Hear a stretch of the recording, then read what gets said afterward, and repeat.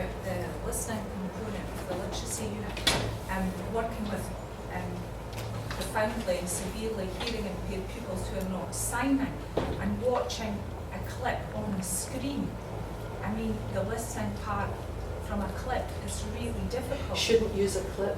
Yeah, no, but that was actually from SQA. What we've produced for all of the units, there are assessment support packs, which we've produced as exemplification in National 3 for all the units in all our courses, National 3, 4, 5, Higher and Advanced Higher. So you can go onto the SQA secure website and you can download an exemplification of the standards.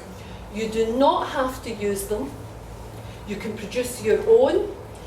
If you're doing something that's quite different, you would need to have that prior verified by SQA, which means you need to let SQA see it, and SQA will say, yes, that's the same standard, we're happy with that. For minor adjustments, so for example, if you're downloading one of the Word assessment support packs, or you're downloading one of, yes, I think they are Word documents, the assessment support packs. If you want to change the font, the layout, the style, the colour, the size, you can do that. You wouldn't have to contact SQA. You have the freedom to do that. If you're making adaptations, so maybe in that example you're saying, well, see, instead of this clip, we'll do that as a live performance, or we'll do it. You might think, well, there's no change, so you wouldn't need to have it prior verified. But you might be doing something quite different, and you might want to say, well, is that still meeting the standard? Because the standards are all explicitly outlined within the specifications. Oh, can they have it subtitled? No, because there wouldn't be a listening exercise.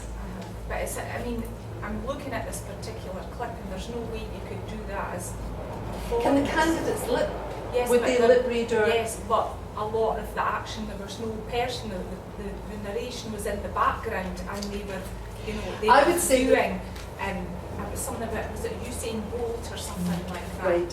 What I would say about that, we're producing supplementary guidance on the assessment support packs at National 3 and 4 in English and in literacy.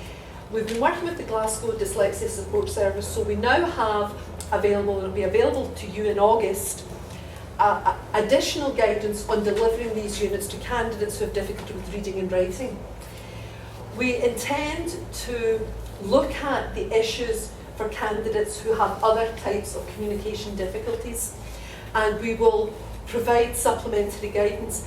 But I would say, and what I would be saying to whoever delivers the literacy unit, or indeed the English unit, because literacy at National 3 and 4 is a mandatory unit within there, and many teachers will be looking at combined assessment. They'll be looking at what they're doing in English and hopefully gathering the evidence for the literacy unit. You might have to be saying to your teachers in the English department, that won't work for my student.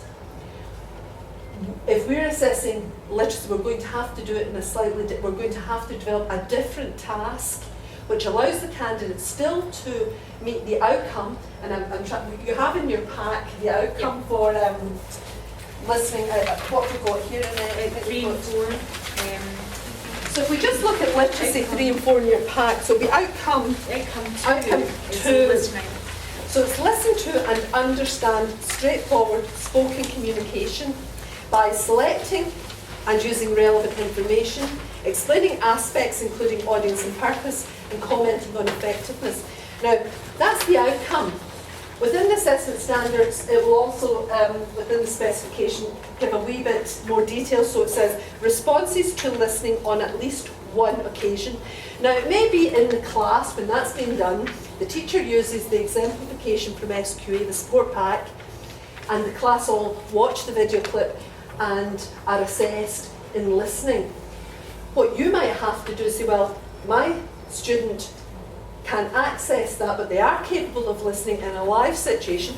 You're looking at what it's saying is this can respond to listening on at least one occasion. Responses to listening, on at least one occasion. So you can set that up. You can look at how to do it. The person who's assessing would be the English teacher as the assessor with your support, would say, yes, well, this candidate has met the standard. But we're not using a video clip because that's just not appropriate. It wouldn't be appropriate for blind candidates either because of the visual content in the clip, you know, or whatever.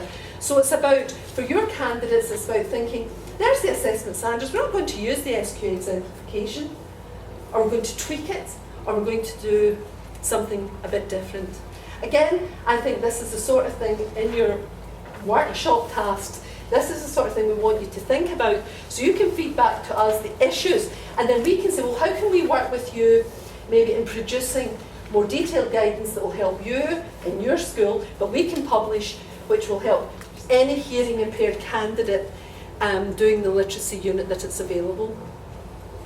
Because we will have to think about the guidance that, you know, can we provide supplementary guidance to support students? But the student still has to listen.